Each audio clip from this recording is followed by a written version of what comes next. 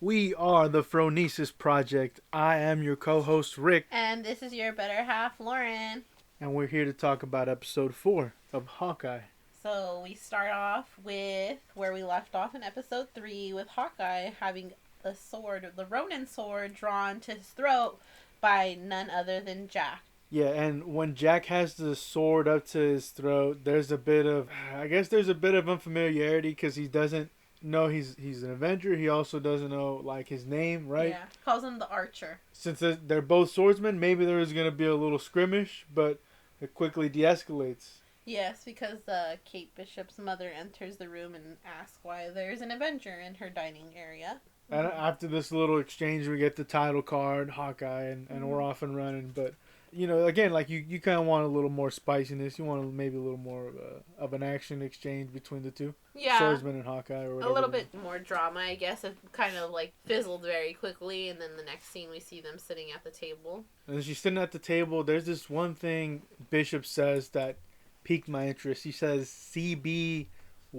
so Clint Barton 1. Mm-hmm. When she said that, I was like, are they setting this thing up for an alternate or multiverse version? Version of Clint Barton, yeah. Right? Yeah, like say he's got a cyborg arm and an eye patch and all this craziness and pirate robot. Yeah, Archer. Blonde hair, right? Oh, actually blonde hair, like the comments. Yeah. Right, like it like. I don't know, but it just struck me as odd, and it got me thinking about it.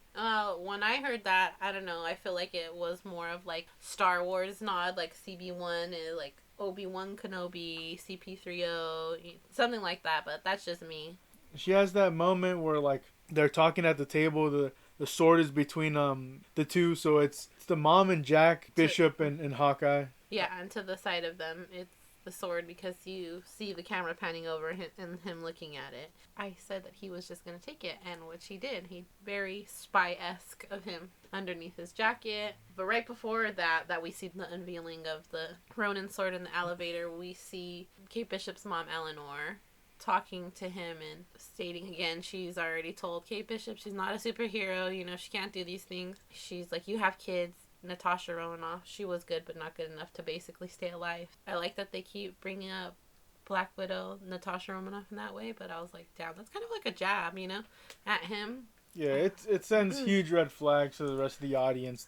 Everybody is pro Black Widow, so they feel that jab just as much as Hawkeye does, and it's so much. Yeah, it's fucked up. But she does have this exchange, I think, at the table. She was helping with an Avenger level threat. They're trying to play it off like they're partners, and she's like, what the fuck? Yeah, and I love that Clint is very like cold and like, no, like I don't even like her. She just kind of happened to be dropped on my lap without even saying that because we already know that. No, we're not partners. No, we're not friends. At that moment, he goes to retrieve his coat. It's later revealed that's when he grabs the Ronin sword and he dips. So I don't know if he expected to come across that sword. No, I think it was just there, and when Eleanor was like, can I see you out? And he's like, let me go grab my coat, is when he grabbed it, and it's retractable. So obviously, he retracts it and puts it under his coat. There's this scene where she's in the living room, she's calling someone, and we're not sure who she's calling. Is it Kingpin? Is it someone else related? It's definitely the Kingpin or the tracksuit. Or or is it Val? Valentina. Right. Could be her trying to drop the location of Hawkeye. Like, hey, like I just saw him in my fucking house. Let me let you know he's here in the city, right? I guess an interesting tease. It's leading into something that's gonna be revealed further down the series. I totally agree. I think she has been bad since day one. Like I already called it. I could look at it. I could see it since the first opening credit where she was fighting with Kate Bishop's dad and was like, we need to sell this. I just got baddie vibes from her, and that phone call after she was like, you're going to drop this right to Hawkeye, and he was like, no, but I'll make sure your daughter's safe, and then her face gives it all away, and then her making that phone call. Who else would she be calling? If it's not Kingpin, then it's the tracksuit, and then like maybe she's got ties to Valentina and the government because she is a security company. Maybe that's what I'm thinking. There's this other part in that whole intro where she's accusing Bishop of going through her work email when they find out Kazi's on the payroll. So this is limited, yeah. So this is when we're talking about who is she calling. There's the uncle attached. So could the uncle be Kingpin? Maybe there's more argument towards Kingpin being that specific someone that she's calling on the other end. But I'm willing to think maybe it's Val, and she's got a little bit of that connections with, I guess, something as sinister as a Madam Hydra. Yeah, the government, because isn't she like a faction of the government? Because she recruited the wannabe Cap, secret agent, or whatever his name is. And that's the thing, because Hydra revamped this whole thing with the introduction of Sam Wilson's Captain America, right? There's going to be a new Red Skull. If Hydra is forming and there's going to be some sort of like specific individual, Val, being involved with this Hawkeye incident. Yeah. Val also knows Hawkeye's Ronin, right? And at the auction, they're unsure, and then Maya and the uncle, they seem unsure, right? So no one knows. Right. So like something's got to give. Like what the fuck? Yeah, that's true. So then we see Clint Barton calling his wife after updating her and her asking him, you need an extra day. What about the watch? If anything else, and then he asks her he texts her to look up Sloan Limited. And that's when he calls her, and she asks about the watch, and then she says that Jack is the CEO, and it's basically a shell company to run their drug money. So I was like, okay. Then we see her speak another language, so I'm like, all right, he's a spy. She has to be an ex-spy. Like, she speaks German. She's asking about, obviously she's going to know things because she's the wife of an Avenger, but, how does she get access to all this stuff without having her own unless she's just using his encrypted information? That's how I feel about that. Right, and there's this scene with Jack and the mom and Bishop. They're all talking about the holidays, and Jack's like, it's better to be laughed at by the family than to be alone on the holidays. And when he says that, you cut to Bishop meeting up Clint Barton with pizza and the dog. And yeah, because when she's there, you can see the remorse in her face and how bad she feels, because this person, like in a previous episode, he keeps saying, right? Yeah, this little girl stole my Christmas. Right. So, she's feeling the repercussions of that now because he's still here. It's 3 days till Christmas, and they said that in the episode. So we see her going, with the pizza, and then they're doing the margaritas at the apartment, trying to come up with ideas. Right, yeah, they're training, they're bonding, there's a lot of truth revealing in this whole, it's Hawkeye's apartment? No, it's her aunt who's in Florida or something. Right. For the winter, yeah. And then, we cut to the part where they're bonding, and she's like, what's the best shot you took? And then you hear Clint say the shot he didn't take, which we all know is Romanoff in Budapest. And then he's like, never mind. And then we cut to the explanation of, of why he didn't, because he had a feeling, and her being the best ever, calling back to Natasha throughout this series, even with her not being there. He felt that she was on her way out, like she didn't want that life. She wanted out. He could feel. That's what he said. Yeah. Yeah. So there's a lot about that character he can kind of sense, and with that decision led to a third of the original Avengers lineup with Black Widow and Hawkeye. We get to the part where she, finally figures out that he's Ronin. He doesn't confirm or deny, but he says, I have a job. I'm a weapon. My job is to hurt people. It's tied to me and my family, which that being the Ronin suit and all the implications that come with it. There's this flashback sequence where you have Hawkeye and his family. You have the Ronin bit where he's attacking a couple of, criminals in their cars. Yep. Or in one car, and then you have the Black Widow death, where it's obviously the back and forth as she's sacrifice herself for the stone. And I liked a lot of this because you get a little bit of that Ronin, information that I feel like we could have all enjoyed if they just gave us a little more of. Yeah, what we all wanted to see. Right. Now we're getting little baby snippets of it. Right, when they said he was gonna be Ronin, like, well, fuck, he should have been Ronin for like a whole phase or some shit, or. He should have been Ronin for at least a whole dang movie, but instead of for one scene, and then he gets turned back to Hawkeye. Yeah, Hawkeye. But Beloved Hawkeye. Beloved Hawkeye. But Mm-hmm. you know how it goes with them things. Mm-hmm. Yeah, so with that flashback, it comes with him taking out his hearing aids. You know, what he cherishes and loves the most, which is his family, obviously, because that's the whole reason he became the Ronin. He was empty without them and needed purpose. And then he wasn't able to get the Soul Stone if he didn't love Natasha. That was his best friend. You know, we're seeing her flash before her death, so I thought that was a really good callback. Little glances I really do like. But then we see Kate in the morning, and then she's wearing a Russian t-shirt. It has some type of Russian letters on it, showing some type of introduction to the Black Widow, the new Black Widow, also right. Talking about Romanoff in that way too. I guess the assassin, you do get, I guess, kind of teased about Ant-Man. Not so much his involvement, but in the first episode, he's like, Ant-Man wasn't there. And then episode 3, you have the Pym Tech arrows. Mm-hmm. There's a couple of tie-ins that are pretty sweet, you know, and the Black Widow one coming through is pretty nice, you know, especially it was set up at the end of the movie. Yeah. So then we have him saying, you know, go get the arrows. The LARP friends are going to help you from the role playing. And then she's like, okay. And then she meets up with them. Doesn't ask them what they want when she says, yeah, whatever you want, just get me the arrows, because she likes to think of them as their arrows and not his arrows. So she said she got their official Avenger business and that she's partner, best friend, and something else. I'm like, wow, you're really entitled, and you feel like you're all these things when you just met this person who can't even, you know, he's barely adjusting to your presence at this point. So it's just that she just rubs off on me. Like, I don't know. I don't like it. I guess she's playing an entitled brat. So and if that's who she's playing, then she's playing it very, very well. I don't know if you had anything to add about that, the LARPers part. Nah, no? I told you, like, I don't like the LARPers. I don't care if it even has like a comic tie to like how it was dealt with.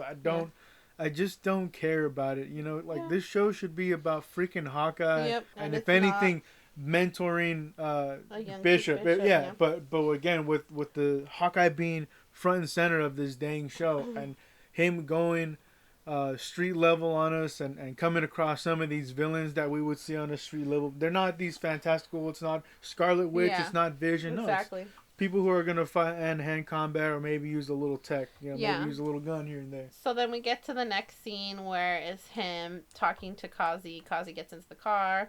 He's in the back seat. Kazi tries to go for his gun, and he's just like, you know what? She is going to upset basically upper management. You know that, I know that. But he also says, I know that you've been working for Lieutenant so-and-so for 4 years, and you've been working for Maya for a few years. He doesn't say anything. He's basically just listening, and, you know, he's just explaining that she's chasing a ghost with Ronin, and if he doesn't do something, Maya's gonna basically end up dead. Yeah, I mean, I already gave my piece on, like, Val knowing Ronin is Hawkeye and all this shit. If, you know, if there's some kind of leverage or if there's some kind of price tag, you don't think she would sell that information to Kingpin for some tech or something? You know, I'm uncertain as to where these loyalties lie on the other side of the superhero world. You know what I mean? Yeah, and then we get to the apartment where he's just kind of like, I guess, I would say irritated that, you know, she doesn't have the arrows and all these LARPers are there and she's playing dress up, and she's like relaxed about it because she's not worried about her own life. The stranger is worried about her life, and we finally get the officer who retrieved his arrows for him, and this whole bag situation where it's like, oh, it says bombshell, like the bag, you know, and she doesn't want to give it away because it's a present. But I feel like that's like a reflection of this episode. Like, this whole episode is a bombshell because of everything that, you know, goes on after this. So he gets the arrows, and then that's when he gets the text message from Laura saying the watch wasn't destroyed and here's the address. So they see them right outside of this building and they're scoping it out. There goes Kate, acting like a child because he was supposed to do it, and she just takes it upon herself like, no, I'm gonna do it because I'm an Avenger now. Not even Spider-Man called himself an Avenger until Tony dubbed him an Avenger. So she's very, very entitled in that way, where she's already calling herself the best friend, an Avenger, and going ahead and taking on the mantle of these missions. Yeah, I'm not too familiar with Kate Bishop and her personality in the comics and all that. And obviously it might be completely different to what Bishop is and Parker is. But to me, it feels like major Captain Marvel vibes, you know, except I don't want to diss Steinfeld as being that unlikable as Larson, because she's not. She's not as unlikable, but... No, I think she's playing an unlikable character. I think she's playing it very well, because whereas Peter Parker, Tom Holland's character, is middle class or, you know, working class family. He's more relatable, as where Kate Bishop is this. She's an heiress.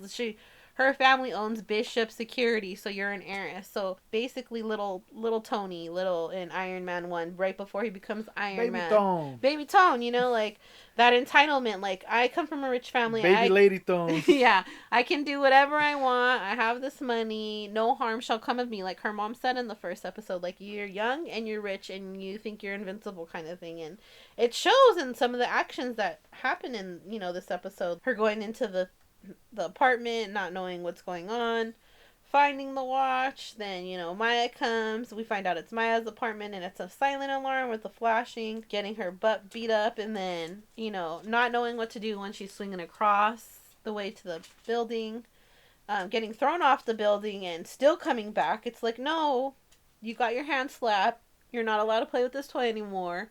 But she's like, no, I don't understand what that means. I'm going to still come back. I'm done with you. You can't help. This is very dangerous. This is a Black Widow involvement now, you know? Someone hired a Black Widow assassin. The Watch has a lot to do with this episode. Mm-hmm. I know it's been highlighted before, but... Since the beginning.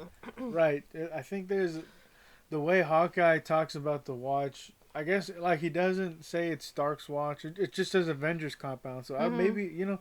Yeah. I don't know if I'm jumping the gun and saying it's Stark related tech or something, but it could be. We don't know, because we see Tony with the watches all the time. Right. So I don't know. And then the information that's inside the watch, it's like it reveals details about someone, right? And is it Hawkeye and Ronan and them being I guess like the video and the evidence being all tied together, or is it someone else? But in a watch? Yeah, I don't know. Yeah, exactly, in a watch. Like, it's so weird. It's so weird. That's I don't know, but we have iWatches too, so whatever. I guess it could be. I think it's related to his wife, because again, the wife is the one who brings it up, Laura. Like, where's the watch? Where, you know? So I'm thinking, well, obviously he's a spy. She has to be an ex-spy. So I'm thinking it has something to do with her. The fight scenes that started happening with Bishop and Maya in the apartment, and then Hawkeye and the Widow Assassin on the rooftop, I think that was pretty interesting, writing that at the end of this episode. It gives it a lot of, I guess, juice and action. The only concern, I guess, or complaint really I had with the scene was it was a little short. It felt like, they could have mixed it up a little bit longer.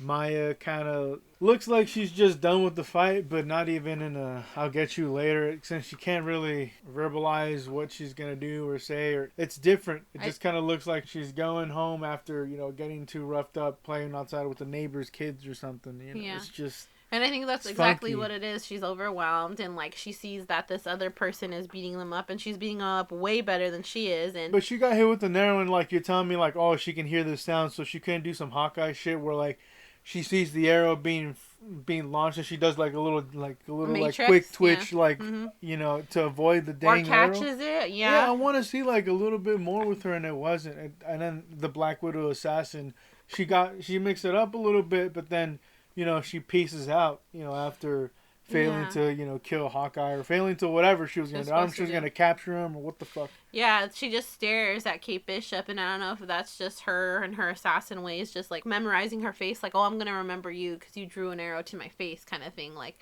now you're on my shit list. The only thing I'm looking forward to in these is the Black Widow assassin going to be resolved. Is that whole deal going to be like, hey, I'm actually Black Widow's best friend, you know, we go way back. Is Kingpin going to be introduced? And Kingpin isn't going to be defeated or any way like this. Like, I wonder how, you know, some of these things will go down, and whether or not, and whether or not we will get a Spider-Man cameo. Like, it was rumored. Like I said, I'd be pleasantly surprised if it does happen. A lot of these moments in the show are working really well. I just think that it'd be better served trimming the fat and then squishing this down, releasing this as like a Hawkeye Christmas movie. Maybe you get away with like a 2 hour and 30 minute movie with a lot of this content. So it was pretty decent. You know, I think you can definitely pass for a fucking movie, but but there's a lot of fillers. There's as well. some bloated filler. Yeah, some. What I'm hoping my spicy pick is, not only do we get Kingpin, we get Daredevil, we get Spider-Man,